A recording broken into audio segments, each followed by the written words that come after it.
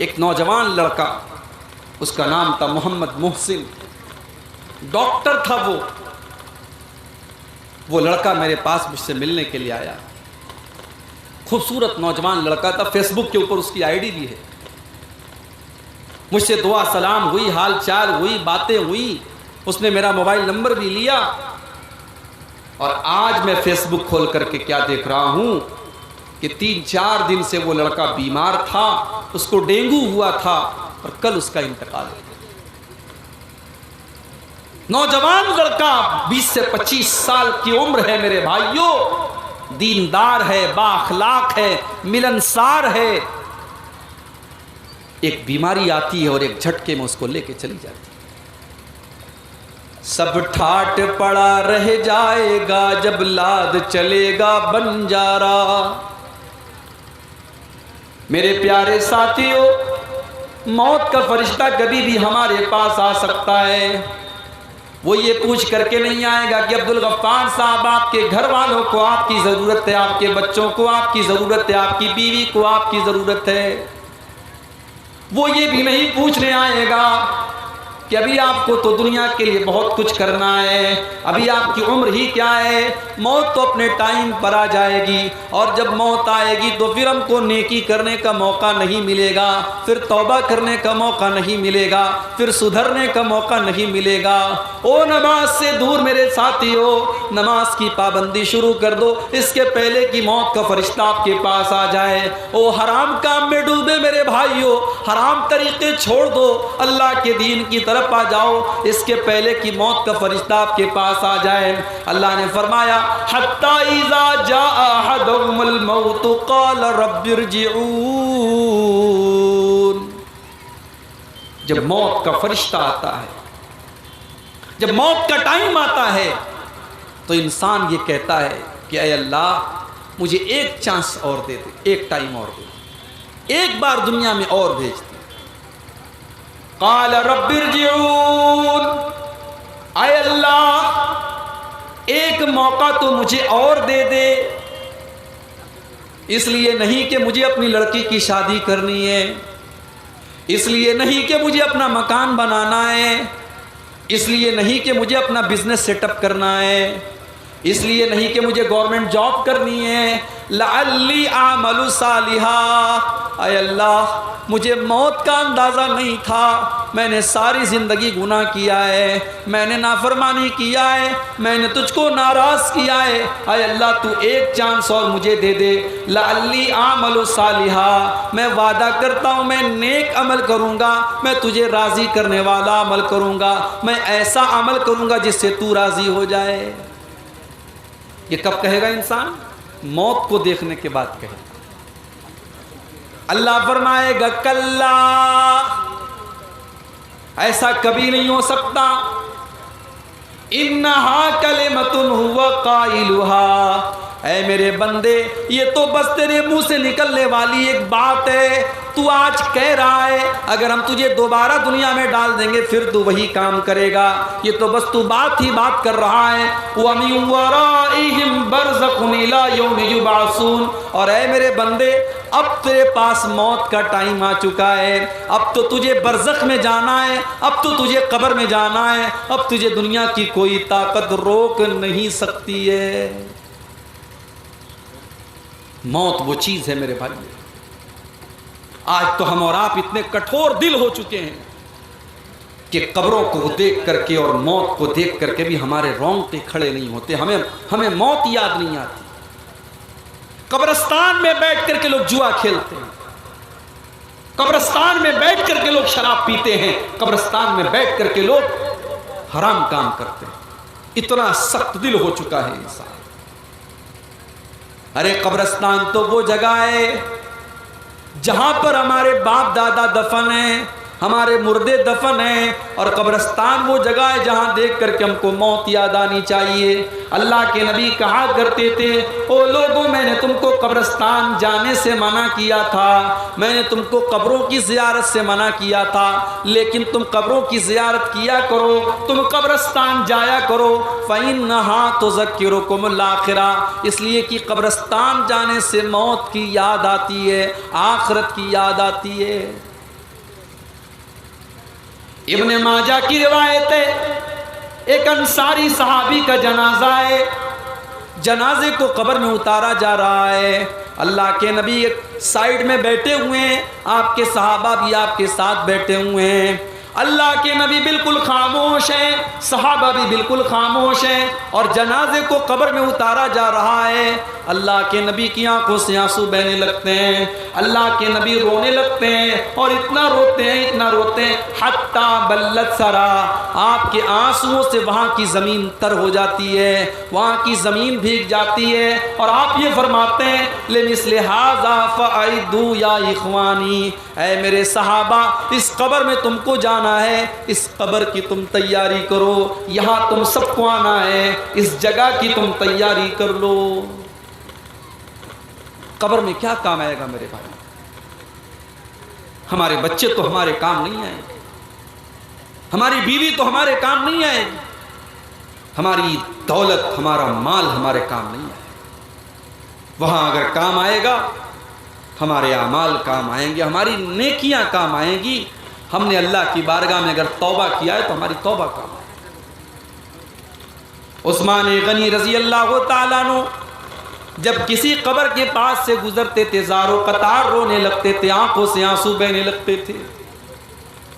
کسی نے پوچھا اے عثمان غنی، جنت کی بات ہوتی ہے تو آپ روتے نہیں ہیں، جہنم کی بات آتی ہے تو آپ روتے نہیں ہیں، لیکن اب جب آپ کسی قبر کے پاس سے گزرتے ہیں تو رونے لگتے ہیں، کیا بات ہے؟ عثمان غنی کہتے ہیں او لوگو، میں نے اپنے پیارے نبی کو یہ فرماتے ہوئے سنا ہے ان القبر اول منزل من منازل الاخرہ، بے شک یہ قبر آخرت کی پہلی منزل ہے، جس نے اس منزل کو پار کر لیا اس کے لیے آگے کی منزلیں آسان ہیں۔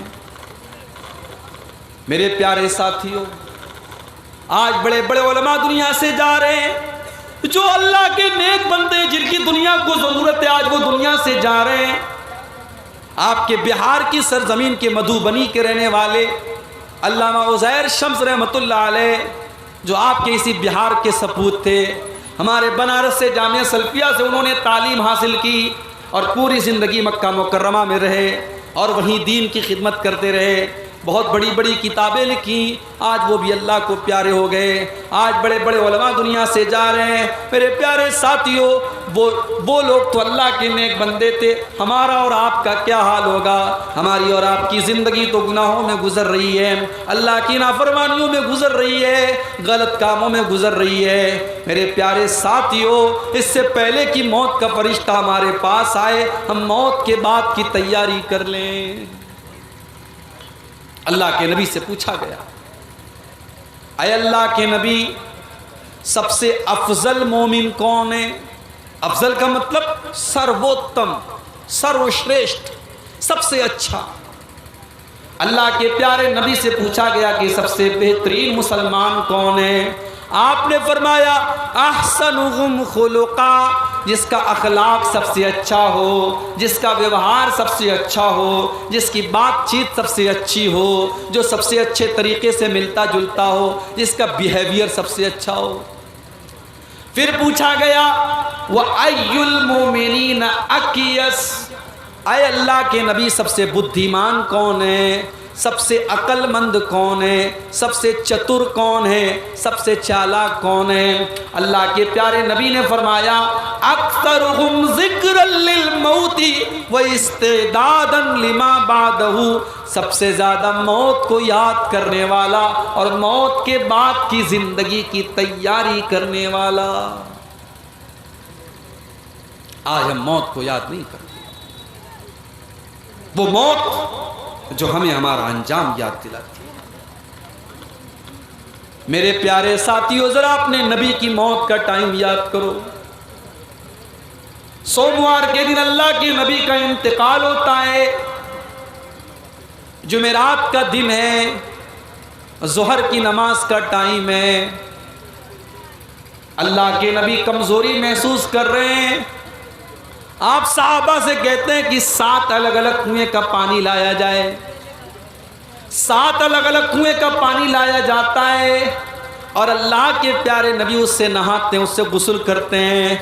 اس کے بعد آپ اپنے سر کے اوپر ایک سفید پٹی باندھتے ہیں، ایک وائٹ کلر کی پٹی آپ باندھتے ہیں اور آپ مسجد میں آتے ہیں، ظہر کی نماز پڑھاتے ہیں اور آپ منبر پر کھڑے ہوتے ہیں اور آپ اپنے صحابہ سے کہتے ہیں او لوگو انا شہید علیکم، کل قیامت کے دن میں تمہارے بارے میں گواہی دوں گا، وَأَنَا فَرَةٌ لَكُمْ، اور میں قیامت کے دن تم سے آگے آگے رہوں گا، وَإِنَّ مَوْعِدَكُمُ الْحَوْضُ، اور اے میری امت کے لوگوں تم سے ملاقات حوض کوثر پر ہوگی، وَلَا أَخْشَىٰ عَلَيْكُمْ أَن تُشْرِكُوا، اے میرے صحابہ مجھے اس بات کا ڈر نہیں ہے کہ تم میرے بعد شرک کرنے لگو گے، وَلَٰكِنْ أَخَافُ عَلَيْكُمْ أَن تُبْسَطَ عَلَيْكُمُ الدُّنْيَا، مجھے ڈر ہے تو اس بات کا ڈر ہے کہیں تم دنیا کے فتنے میں نہ پڑ جاؤ، کہیں دنیا کی رنگینیوں میں نہ پڑ جاؤ، کہیں دنیا کی آزمائش میں نہ پڑ جاؤ۔ یہ جمعرات کا دن تھا، آخری نماز جو اللہ کے نبی نے پڑھائی تھی، مغرب کی نماز آپ نے پڑھائی تھی جمعرات کے دن۔ عشاء کی نماز کا ٹائم آیا، حضرت بلال آئے، اے اللہ کے نبی نماز کا ٹائم ہو چکا ہے، لوگ آپ کا انتظار کر رہے ہیں۔ اللہ کے نبی نے پانی منگوایا، غسل کیا، اور غسل کرنے کے بعد آپ جب کھڑے ہونے لگے، حدیث کے الفاظ ہیں آپ بے ہوش ہو کر کے گر گئے۔ ہوش آیا، آپ نے پوچھا کہ کیا نماز ہو گئی؟ نہیں اے اللہ کے نبی نماز ابھی نہیں ہوئی ہے، لوگ آپ کا انتظار کر رہے ہیں۔ آپ نے پھر پانی منگوایا، پھر آپ نے غسل کیا، پھر آپ جب اٹھنے کی کوشش کرنے لگے چکر آ گیا، غشی آ گئی، پھر آپ بے ہوش ہو کر کے گر پڑے۔ 3 بار ایسا ہوا، 3 بار ایسا ہوا، اللہ کے نبی بے ہوش ہو کر کے گرتے چلے جا رہے۔ جب آپ یہ سمجھ گئے کہ اب آپ نماز پڑھانے کی طاقت آپ کے بدن کے اندر، آپ کی باڈی کے اندر نہیں ہے، آپ نے صحابہ سے کہا کہ وہ لوگوں جاؤ ابو بکر صدیق سے کہو وہ لوگوں کو نماز پڑھائے۔ آپ کی زندگی میں 17 ٹائم کی نمازیں ابو بکر صدیق نے پڑھائی، آپ مسجد میں جانے کی اور نماز پڑھانے کی طاقت آپ کے اندر باقی نہیں بچی تھی۔ وہ لوگوں، وہ نبی جو ہم سب کے نبی تھے، جو رحمت للعالمین تھے، جو اپنی جان سے زیادہ ہم کو پیارے ہیں، اس نبی کے آخری ٹائم کو ذرا یاد کرو۔ جمعہ کا دن آیا، اللہ کے نبی مسجد میں آتے ہیں، خطبہ دیتے ہیں، اور خطبے میں آپ یہ کہتے ہیں کہ او لوگو، اللہ نے اپنے ایک بندے کو یہ اختیار دیا تھا، اپنے بندے کو یہ چوائس دی تھی کہ چاہے تو وہ بندہ دنیا کی نعمتوں کو لے لے اور چاہے تو وہ اللہ کے پاس چلا جائے۔ اللہ کے اس بندے نے اللہ کے پاس چلے جانے کے آپشن کو قبول کر لیا اور اللہ کے پاس جانے کے لیے تیار ہو گیا۔ ابھی اللہ کے نبی نے اتنا ہی بیان کیا تھا، ابو بکر صدیق رضی اللہ تعالیٰ عنہ رونے لگے اور آنکھوں سے آنسو بہنے لگے اور کہنے لگے فدیناک بآبائنا و امہاتنا، اے اللہ کے نبی ہمارے ماں باپ آپ کے اوپر قربان ہو جائیں، اے اللہ کے نبی ہمارے ماں باپ آپ کے اوپر قربان ہو جائیں۔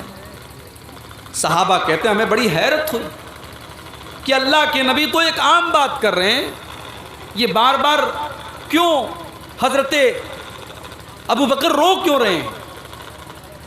کیوں یہ ڈسٹرب کیوں ہو رہا ہے؟ آواز کیوں آ رہا ہے؟ مائک ٹھیک کرو نا یار۔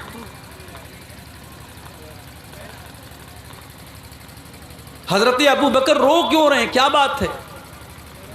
صحابہ کہتے ہیں ہم کو بعد میں یہ احساس ہوا، ہم کو بعد میں یہ پتا چلا کہ اللہ کے پیارے نبی تو اپنے ہی بارے میں یہ بات کہہ رہے تھے کہ اللہ تعالیٰ نے مجھ کو یہ آپشن دیا ہے کہ چاہوں تو میں دنیا میں کچھ اور دن تک زندہ رہوں اور چاہوں تو میں اللہ کے پاس چلا جاؤں، اور اللہ کے نبی نے اللہ کے پاس جانے کو قبول کر لیا اور اللہ کے پاس جانے کو تیار ہو گئے۔ اپنے اسی خطبے میں آپ نے فرمایا کہ اگر میں دنیا میں کسی کو اپنا خلیل بناتا تو ابو بکر کو بناتا، لیکن میرا خلیل تو اللہ ہے، میرا سب سے خاص دوست تو اللہ ہے۔ ہاں اسلام نے جو دوستی ابو بکر کے ساتھ رکھی ہے وہ دوستی برقرار رہے گی، لیکن میرا خلیل تو اللہ ہے، میرا دوست تو اللہ ہے۔ اس کے بعد آپ نے فرمایا مسجد کے اندر جتنے لوگوں کے دروازے ہیں سب کے دروازوں کو بند کر دیا جائے سوائے ابو بکر کے. ابو بکر کا دروازہ بند نہ کیا جائے, ابو بکر کا دروازہ کھولے رکھا جائے. آپ نے فرمایا سب سے زیادہ میرے اوپر اگر کسی کا احسان ہے تو ابو بکر صدیق کا احسان ہے. اس نے اپنے مال سے میرا ساتھ دیا, اس نے اپنی جان سے میرا ساتھ دیا. یہ آخری خطبہ تھا اللہ کے پیارے نبی.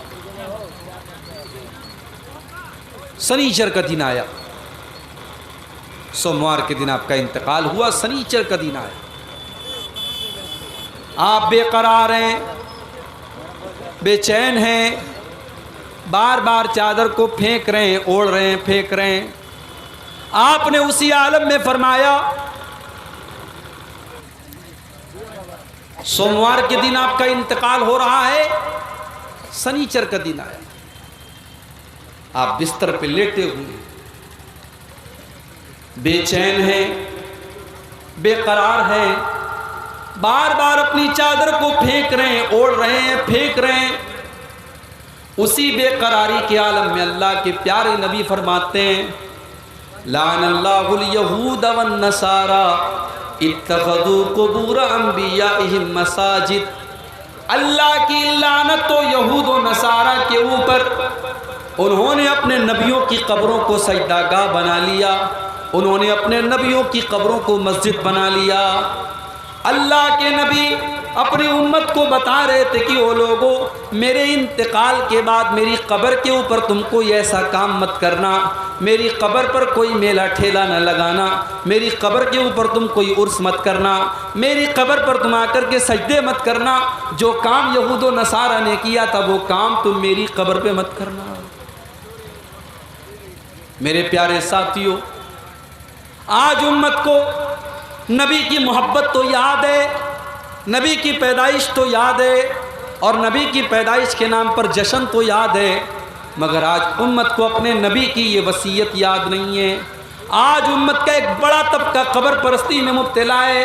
آج قبروں کے اوپر سجدہ کیا جا رہا ہے, آج مزاروں کے اوپر سجدہ کیا جا رہا ہے, آج گلے میں تعویذ پہنا جا رہا ہے, آج ہاتھوں میں تعویذ پہنا جا رہا ہے. جس کام سے اللہ کے نبی نے اپنے آخری ٹائم منع کیا تھا اس کام کو آج امت کے لوگ کرتے چلے جا رہے ہیں. میرے پیارے ساتھیوں, وہ نبی جب دنیا سے گئے, آخری دن ہے آپ کی زندگی کا, سوموار کے دن آپ کا انتقال ہوتا ہے, اور اتوار کے دن رات میں جو چراغ آپ کے گھر پہ جلتا ہے اس چراغ کا تیل بھی پڑوسی سے ادھار لیا جاتا ہے. اس نبی نے اپنے لیے کچھ نہیں کیا, کوئی پراپرٹی نہیں بنائی, کوئی مکان نہیں بنایا, کوئی دولت اکٹھا نہیں کی. اس نبی نے پوری زندگی کو اللہ کے دین کے لیے لگا دیا. اس نبی کی زندگی کا ایک ہی مقصد ہے کہ لوگ اسلام لے آئیں, لوگ ایمان لے آئیں, لوگ توحید پر آ جائیں.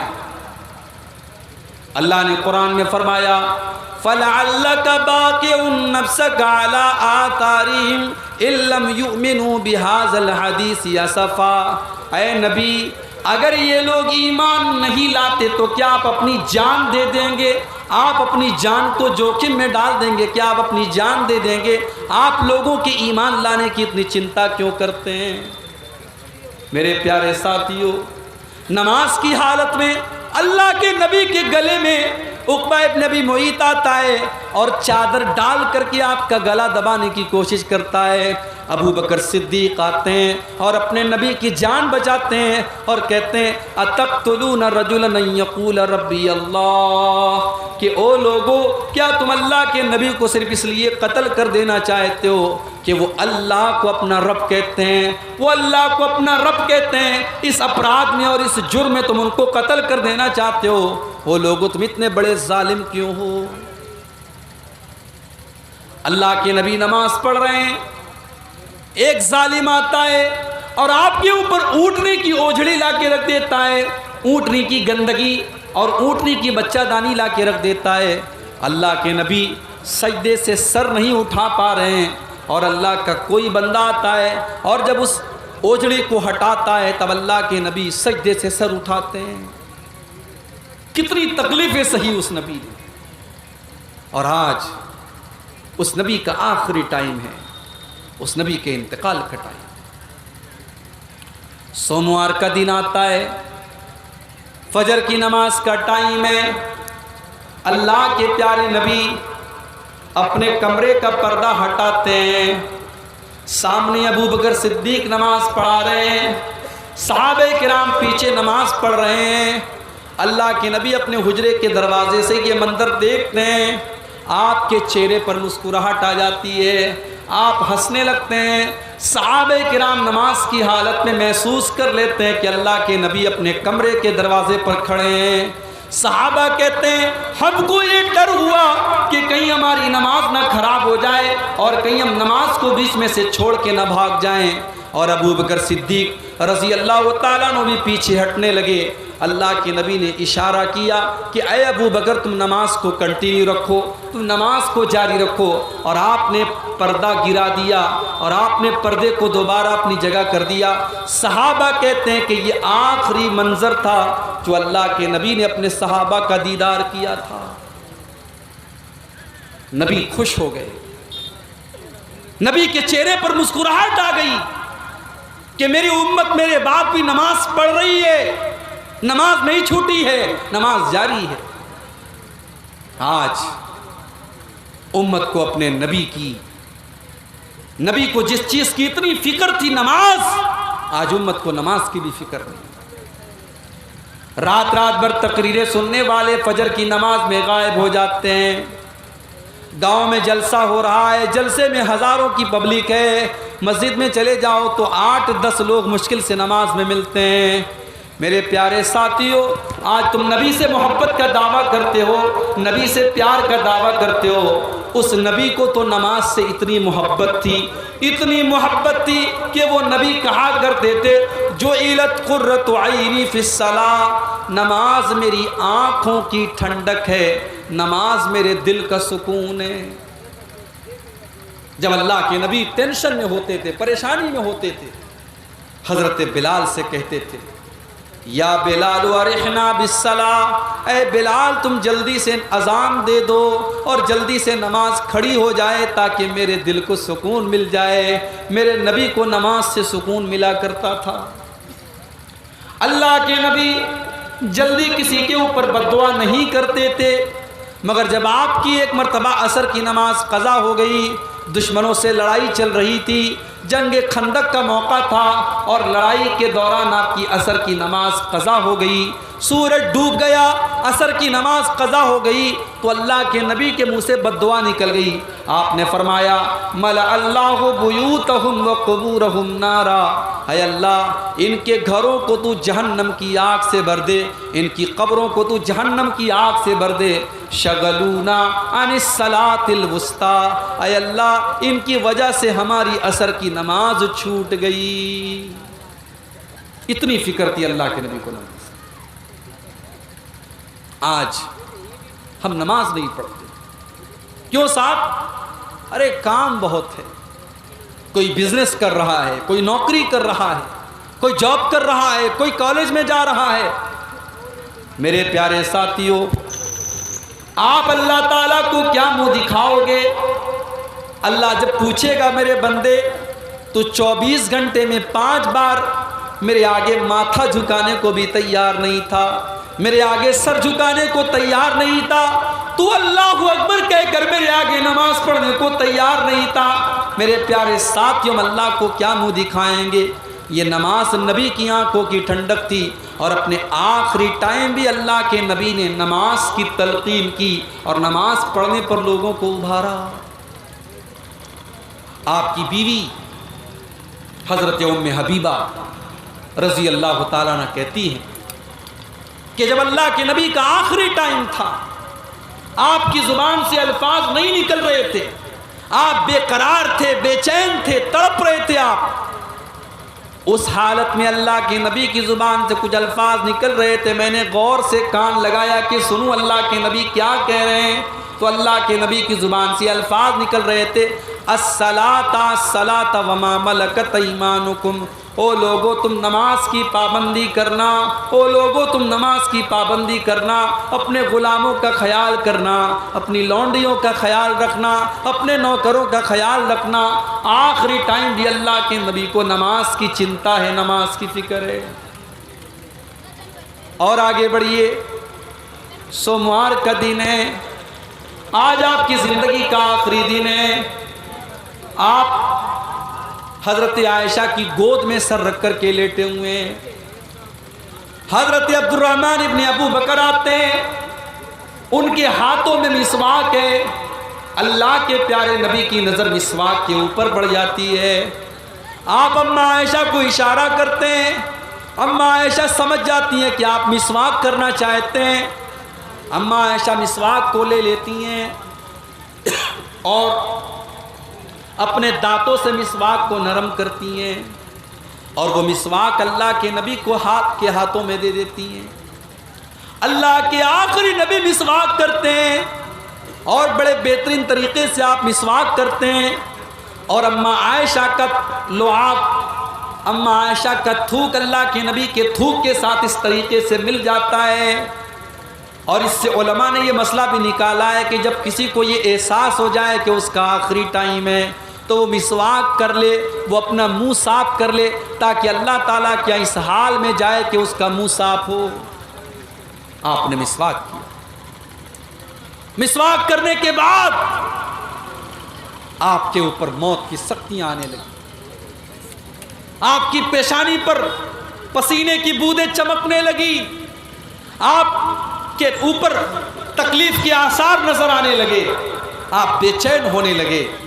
آپ کے بغل میں ایک پیالہ رکھا ہوا تھا، پیالے میں پانی تھا، آپ بار بار پانی اپنے چہرے پر ڈالتے تھے اور کہتے تھے، اللہم اعنی علی سکرات الموت، اللہم اعنی علی سکرات الموت، اے اللہ تو موت کی سختیوں پر میری مدد فرما، اے اللہ تو موت کی سختیوں پر میری مدد فرما۔ اماں عائشہ فرماتی ہیں، اس کے پہلے میں موت کی سختیوں کو ناپسند کرتی تھی، مگر جب میں نے اپنے نبی کے اوپر بھی موت کی سختیاں دیکھی تو اس کے بعد میں سمجھ گئی کہ موت کی سختیاں تو کسی کے اوپر بھی آ سکتی ہیں، اللہ کے نبی کے اوپر بھی موت کی سختیاں۔ میرے پیارے ساتھیوں، آپ نے آسمان کی طرف اپنے ہاتھ اٹھائے اور آپ نے فرمایا، اللہم اغفر لی ورحمنی، اے اللہ تو مجھے معاف فرما دے، اے اللہ تو میرے اوپر رحم فرما۔ اس کے بعد آپ نے فرمایا، اللہم الحقنی بالرفیق الاعلی، اللہم الحقنی بالرفیق الاعلی، اللہم الحقنی بالرفیق الاعلی، اے اللہ تو رفیق اعلیٰ کے ساتھ مجھے ملا دے، تو اپنے نبیوں کے ساتھ مجھے ملا دے، تو اپنے نیک بندوں میں مجھے ملا دے۔ اتنا کہنے کے بعد اللہ کے نبی کا ہاتھ دھیرے دھیرے زمین پر آ گیا اور آپ کی روح آپ کے بدن سے نکل گئی اور آپ کا انتقال ہو گیا۔ میرے پیارے ساتھیوں، موت کا یہ منظر اللہ کے پیارے نبی کو بھی دیکھنا۔ آپ کی بیٹی فاطمہ جو اس موقع پر موجود تھی، ان کی آنکھوں میں آنسو بہ رہے تھے اور وہ کہہ رہی تھی، یا ابتا، ہائے میرے ابا جان، من جنت الفردوس ماوا، میرے ابا جان کا ٹھکانہ تو جنت الفردوس ہے۔ الا جبریل ننعا، اے جبریل ہم تمہیں اپنے باپ کی موت کی خبر دے رہے ہیں۔ اجاب ربا دعا، میرے ابا نے اپنے رب کی دعوت کو قبول کر لیا، میرے ابا تو اپنے رب کے پاس چلے گئے، میرے بابا تو اپنے رب کے پاس چلے گئے۔ آپ کی بیٹی کی آنکھوں سے آنسو بہ رہے۔ موت کا وہ منظر دیکھ کر کے صحابہ کرام بے چین ہو گئے، بے قرار ہو گئے۔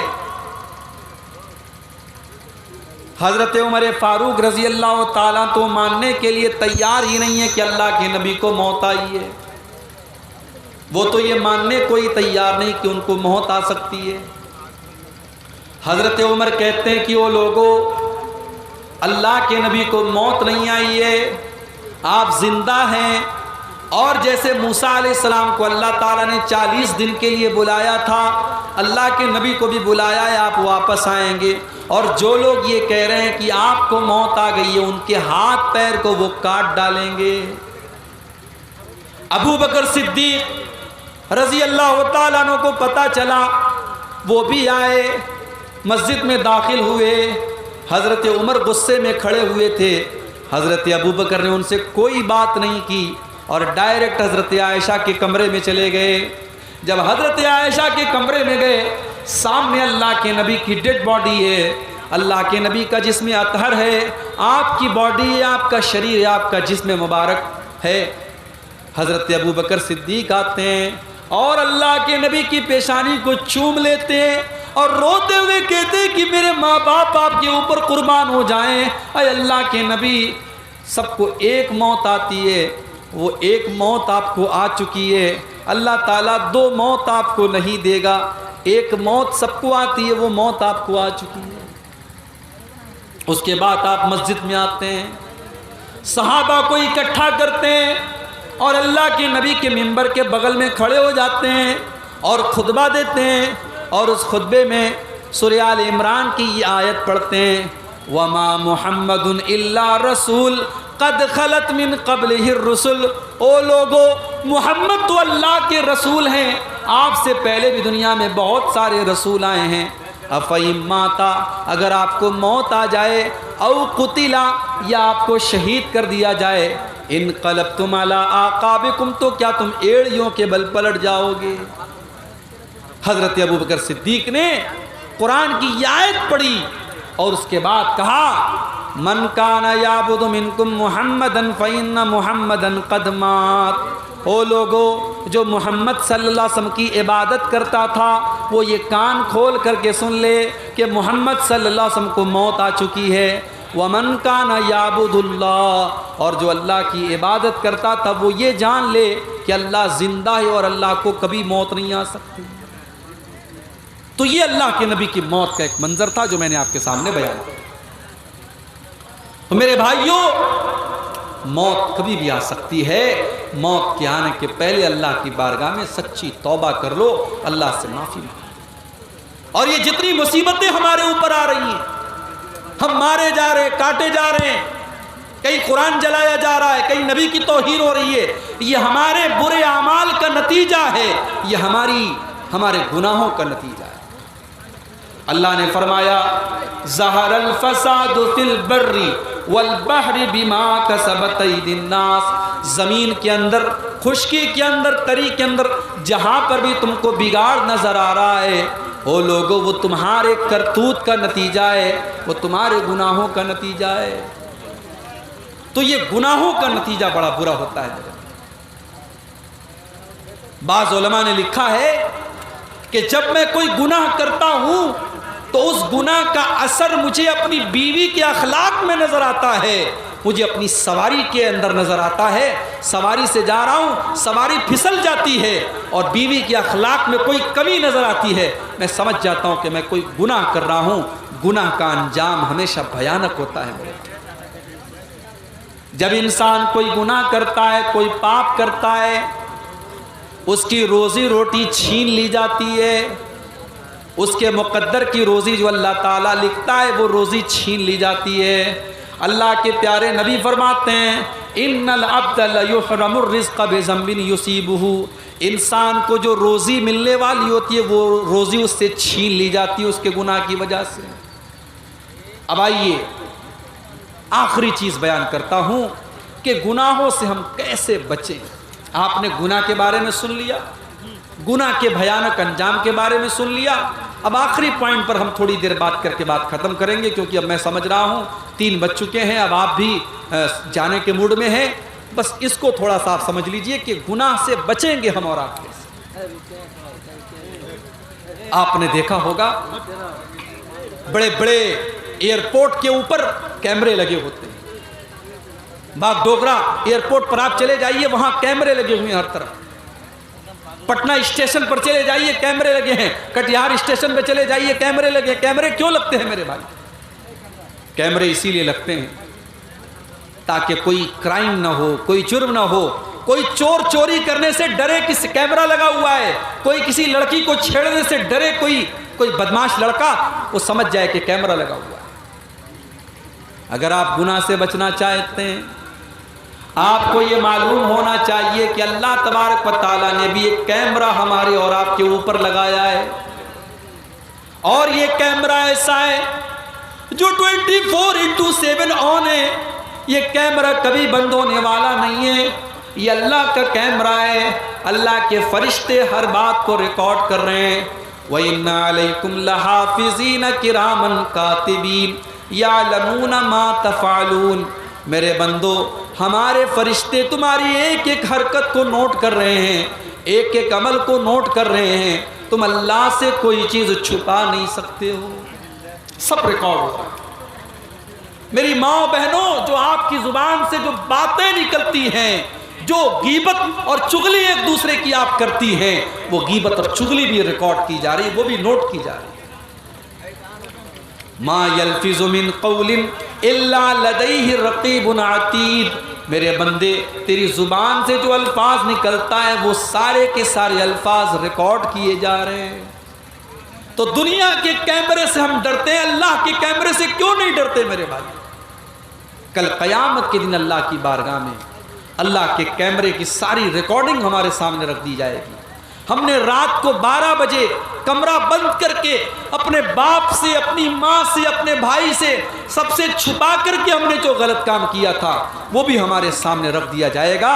میرے پیارے ساتھیوں، اگر یہ احساس ہمارے دل میں پیدا ہو جائے، یہ بھے ہمارے دل میں پیدا ہو جائے، یہ ڈر پیدا ہو جائے، تو ہم بہت سارے گناہوں سے بچ سکتے ہیں۔ دوسری چیز، گناہ سے بچنا چاہتے ہو، دوسرا کام ہمیں اور آپ کو یہ کرنا ہے کہ ہم یہ بات یاد رکھیں کہ ہم جو بھی گناہ کرتے ہیں، ہمارا بدن اور ہمارا شریر بھی اس کی گواہی دے گا قیامت میں۔ ہم نے آنکھوں سے کوئی غلط کام کیا، ہم نے ہاتھوں سے کوئی غلط کام کیا، ہم پیروں سے غلط جگہ چل کر کے گئے۔ حَتَّى إِذَا مَا جَاءُوهَا شَهِدَ عَلَيْهِمْ سَمْعُهُمْ وَأَبْصَارُهُمْ وَجُلُودُهُمْ بِمَا كَانُوا يَعْمَلُونَ۔ کل قیامت کے دن تمہارے کان بھی تمہارے خلاف گواہی دیں گے، تمہاری آنکھیں بھی تمہارے خلاف گواہی دیں گی، تمہارے ہاتھ پیر بھی تمہارے خلاف گواہی دیں گے، یہاں تک کہ یہ دھرتی اور زمین بھی بولے گی۔ اذا زلزلت الارض زلزالها واخرجت الارض اثقالها وقال الانسان ما لها يومئذ تحدث اخبارها۔ زمین بولے گی، زمین بات کرے گی۔ میرے پیارے ساتھیوں، اگر گناہ سے ہم اور آپ بچنا چاہتے ہیں تو یہ چیز بھی ہمیں اپنے ذہن میں رکھنی چاہیے۔ اور تیسری چیز، اگر آپ گناہ سے بچنا چاہتے ہیں، اچھے لوگوں کے ساتھ رہیں۔ انسان جن لوگوں کے ساتھ رہتا ہے اس کا اثر بھی اس کے اوپر پڑتا ہے۔ اگر آپ شرابی کے ساتھ بیٹھیں گے اٹھیں گے، آپ کے دل میں شراب کے متعلق نفرت کم ہو جائے گی۔ بے نمازی کے ساتھ بیٹھیں گے، بے نمازی بن جائیں گے آپ۔ جھوٹوں کے ساتھ بیٹھیں گے، جھوٹے بن جائیں گے آپ۔ اگر آپ گناہوں سے بچنا چاہتے ہیں تو نیک لوگوں کے ساتھ آپ اٹھیے اور بیٹھیے۔ میرے پیارے ساتھیوں، گناہوں سے بچنے کے لیے ایک کام یہ بھی کرنا پڑے گا ہمیں اور آپ کو کہ کبھی کبھی ہمیں قبرستان جانا چاہیے، موت کو یاد کرنا چاہیے۔ جب کسی جنازے میں جائیں، جب کسی قبر کو دیکھیں تو اپنے انجام کو سوچیں کہ کل تک جو 4 ویلر میں گھومتا تھا، فارچونر میں چلتا تھا، آج 4 لوگوں کے کندھے پہ قبرستان جا رہا ہے۔ یہ انجام ہمیں اور آپ کو اپنا بھی دیکھنا ہے۔ ہم موت کو دیکھ کر کے عبرت حاصل کریں۔ تو میرے بھائیوں، گناہوں اور اس کے انجام کے تعلق سے یہ چند باتیں میں نے آپ کے سامنے رکھی ہیں، کیونکہ اب دھیرے دھیرے آپ کے جو موڈ جو بن رہا ہے وہ جانے کا موڈ بن رہا ہے اور وقت بھی ختم ہو رہا ہے۔ میں اللہ سے دعا کرتا ہوں رب العالمین ہم سب کو توبہ کرنے کی توفیق عطا فرمائے، گناہوں سے بچنے کی توفیق عطا فرمائے، جب تک دنیا میں زندہ رکھے اسلام پر زندہ رکھے، اور ہم سب کا خاتمہ توحید پر اور ایمان پر ہو۔ آمین۔ وآخر دعوانا ان الحمد